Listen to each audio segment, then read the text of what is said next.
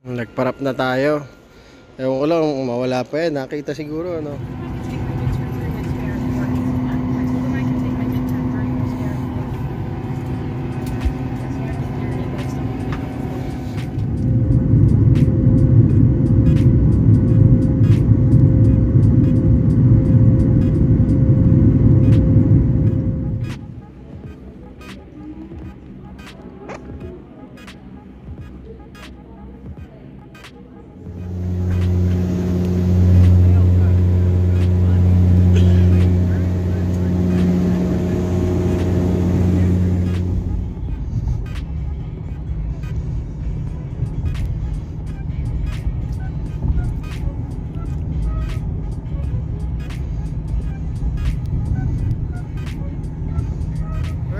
First day. Tol. What's up? Adam, kailangan dumating dito sa Canada, Tol. So dumating kami ng October 24, 2 days nang dumating si Repa. Yun. Ano, so far, ano experience, Tol? Nire-require mo ba yung mga nasa Middle East, Tol? Inaano mo sila na punta dito o ano? Oo, yung mga gusto mag-apply na. Yun, totoo. Update namin kayo ha, mamaya. Gantay kami ng bus papunta sa work. Mga ilang minuto pa yung bus, Tol? Ito, si Richard. Chard. Ay, shoutout. Ano, kailangan dumating na Canada, Tol? Para 6. Siyempre, ikaw yung pinauna sa batch natin, no? Oo. Siya yung bisor! So, Tol, anong experience mo dito sa 2 weeks mo mahigit? Okay naman, marami agad nakilala community, Filipino community. Okay siya. Okay mo ba? So, inaano mo ba yung mga kababayan natin sa Middle East na subukan nila mag-Canada? Oo. Kung nila, walang isasabi na try nila pag hindi nila malalaman, pag hindi nila tinry. Sige, at sasabihin natin kung paano tayo napunta dito, no? Oo. Morning! Good morning, everyone. Here in Vancouver Island, it's Di pa prepare yan. Ay, di ba? Di pa prepare, no? It's around 7:40 in the morning. 7:40. Si JR. Yeah, I'm JR. Kabatch ko sa, sa work dito sa Canada. So, dumating siya 3 days bago ako. Tama? Yes. So, saan ka galing, pre? I came from Singapore. Singapore. Yeah. So All the way far, there. ilang days kayo dito sa Canada? Less than a week.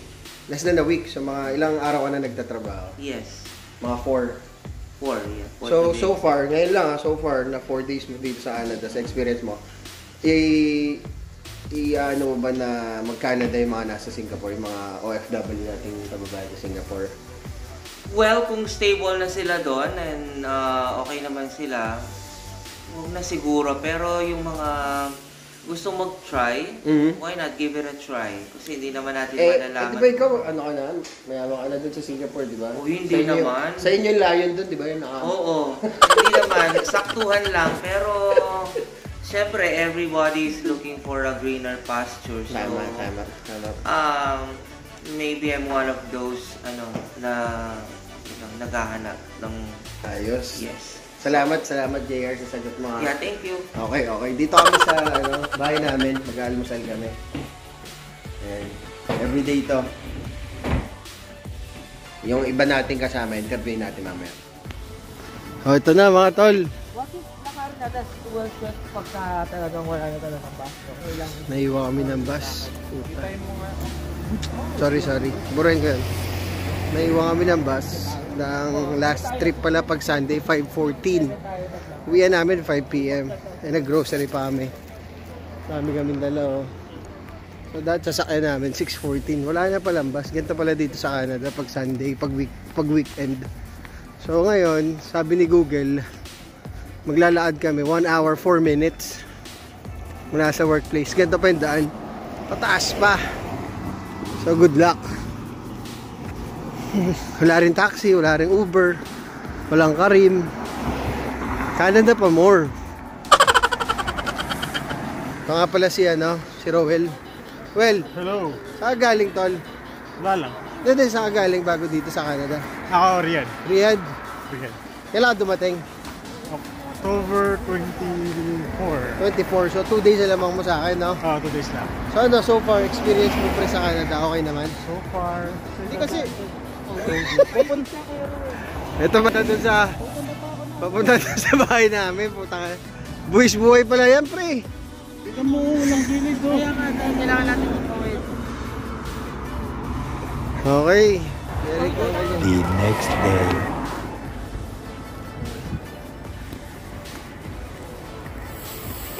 Second day of work. Time check, almost 9 a.m. Dito kami, bumaba kami sa bus stop, Dog Style, 16 Avenue, according to JR. Dog Style, di ba? Dog Style, 16 Avenue. Yung mga kasama namin, meron doon dalawa. Mabilis maglakad. Naka-torpedo. Shout out pala sa cameraman natin, si Boss Adam. Sa Kalam. Sup? Yun. Tuturuan namin kayo para makapagtrabaho dito sa Canada. Pag-bet nyo lang.